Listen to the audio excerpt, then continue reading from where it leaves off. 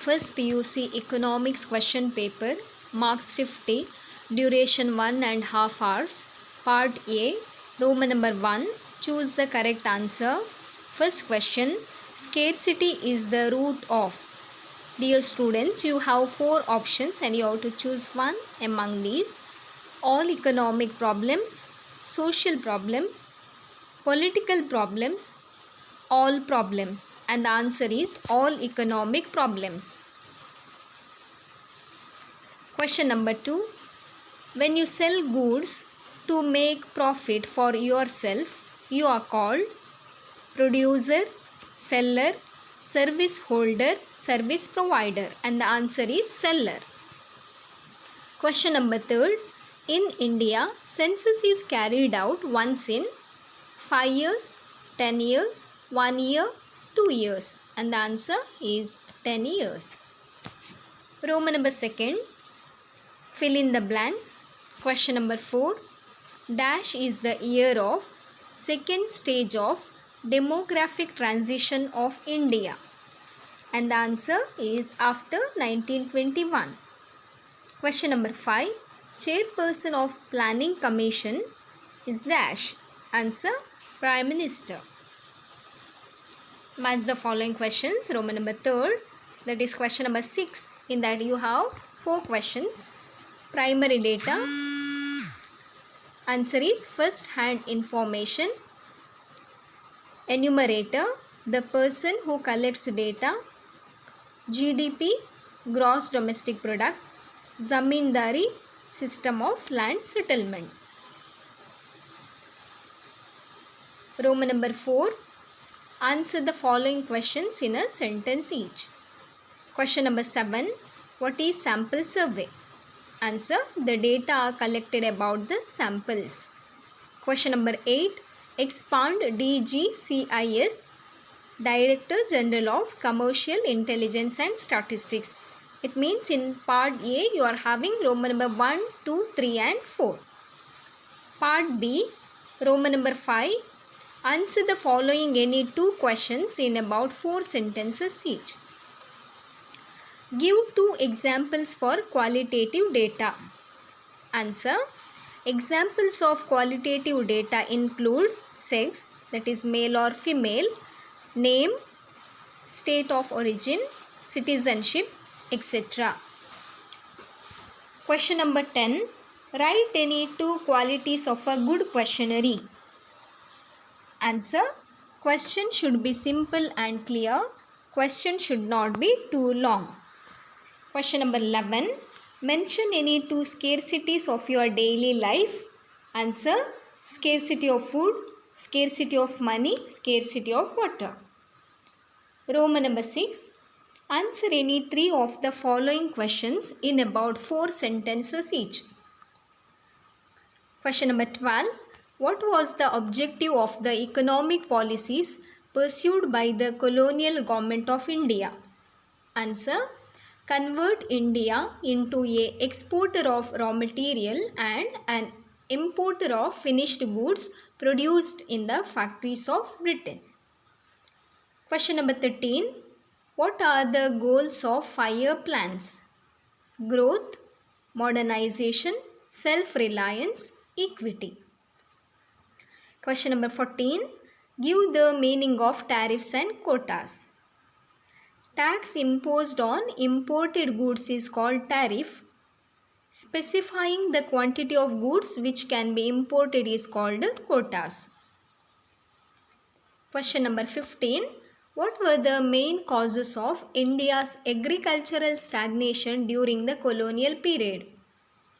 Answer, land tenure system, forced commercialization of agriculture, lack of infrastructure facilities, and partition of India. Part C, Roman number 7. Answer any one of the following question in about 8 sentences each. Question number 16. Does the lottery method always give you a random sample? Explain. Answer, yes. Lottery method always gives a random sample because in this method every item has a chance of being selected like random sampling. Under this method, all the units of the population are allotted separate numbers and they are written on separate slips of identical shapes and sizes. Now these slips are put in a box or container and thoroughly mixed. Then the selection is made randomly from the box. The slips drawn or selected will constitute the random sample. Question number 17. We are not as lucky as Aladdin. Explain the statement. Aladdin was a lucky person. Whenever and whatever he wanted, he had to just rub his magic lamp. A genie appeared to fulfill his wish. When he wanted a palace to live in, the genie suddenly made one for him. When he wanted an expensive gift to bring to the king, got them within a fraction of a second. In real life, we cannot be as lucky as Aladdin. We have unlimited wants, but we do not have a magic lamp. Since our resources are limited, we have to choose those things that we want the most. This is the basic teaching of economics. Roman number 8. Answer any two of the following questions in about 8 to 10 sentences. Question number 18.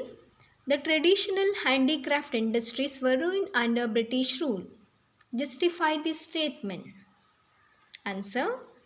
The British by always guided by their own interest. They never bothered to consider the effect of their policies on the people of India.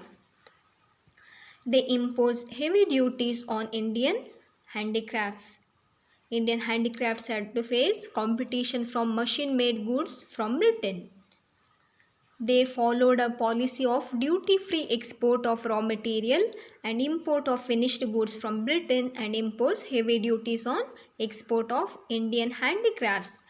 These are the reasons for which Indian handicrafts industries were ruined.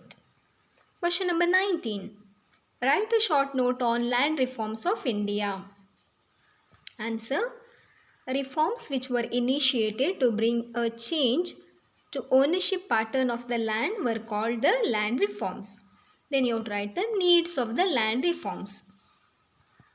At the time of independence, the land tenure system was characterized by intermediaries like zamindars, mahalwars, who merely collected more rent from the actual tiller of the soil without contributing towards improvements on the farm.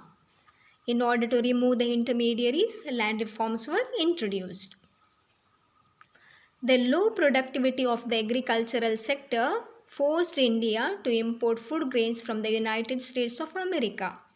In order to remove the dependence, land reforms were introduced to make tillers owners of the land and to bring equality in land distribution.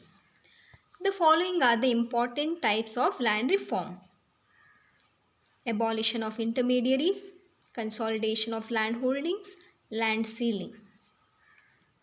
Then you have to write the effects. The following are the effects of land reform. They are: the abolition of intermediaries meant that some 200 lakh tenants came into direct contact with the government. Tenants were freed from being exploited by the zamindars.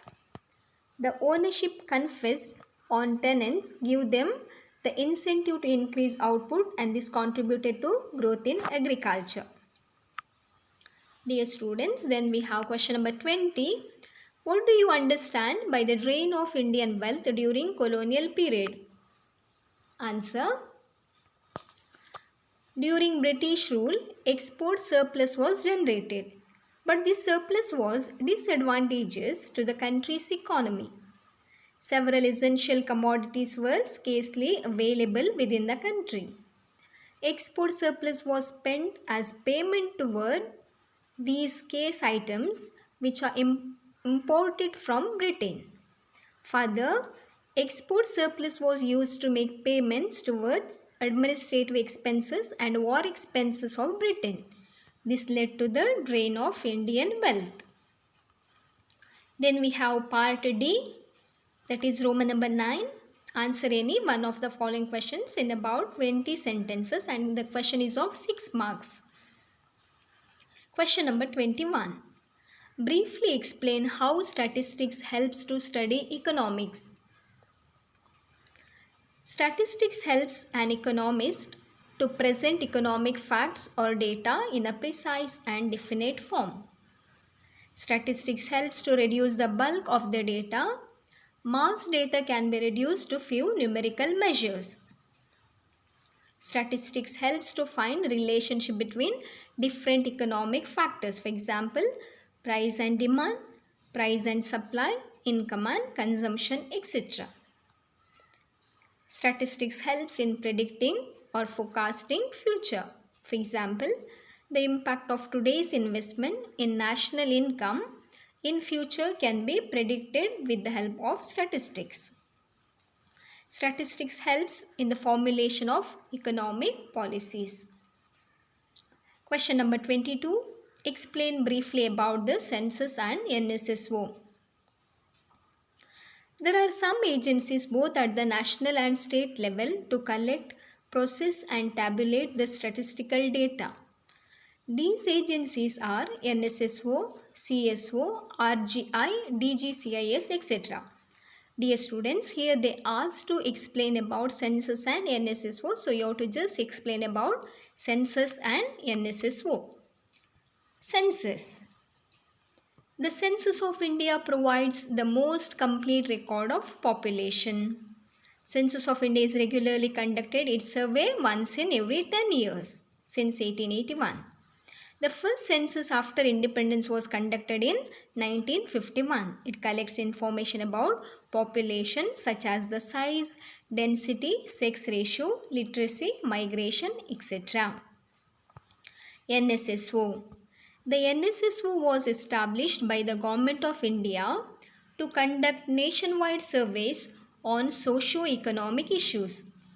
The data collected by NSSO are released through quarterly journal called Sarvekshana.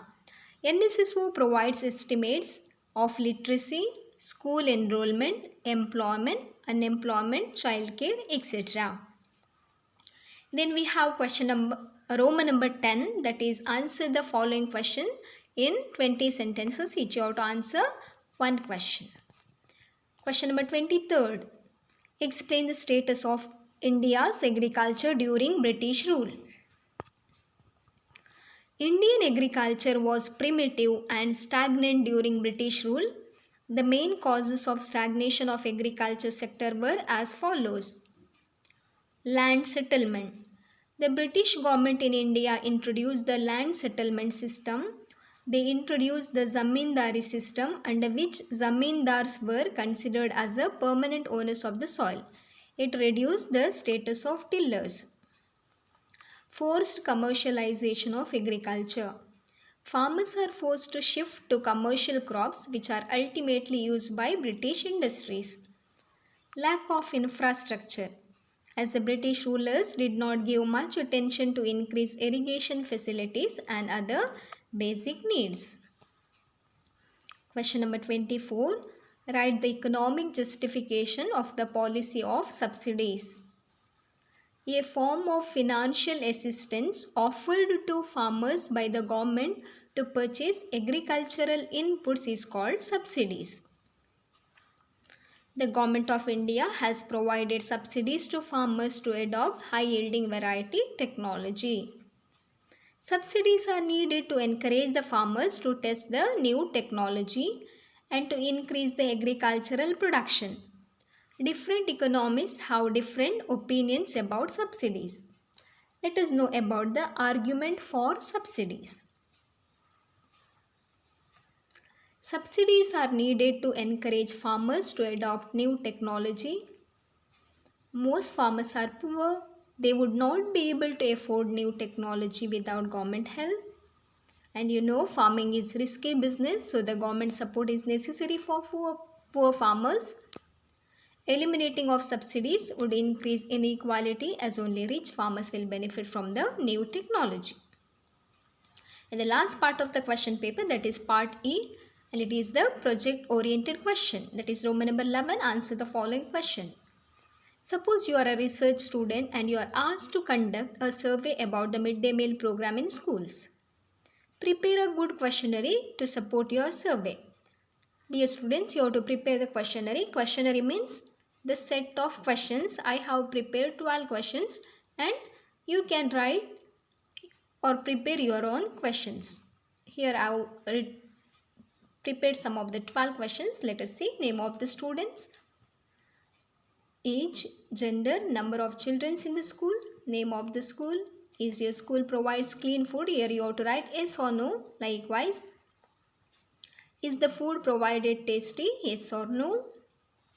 Is it nutritious? Are you satisfied with the quality of the food? Do you complain to the headmaster about your dissatisfaction if you are dissatisfied?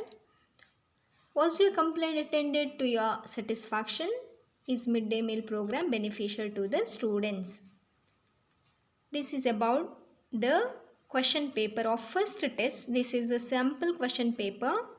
Dear students, please like, share and subscribe my channel and circulate this message to all your friends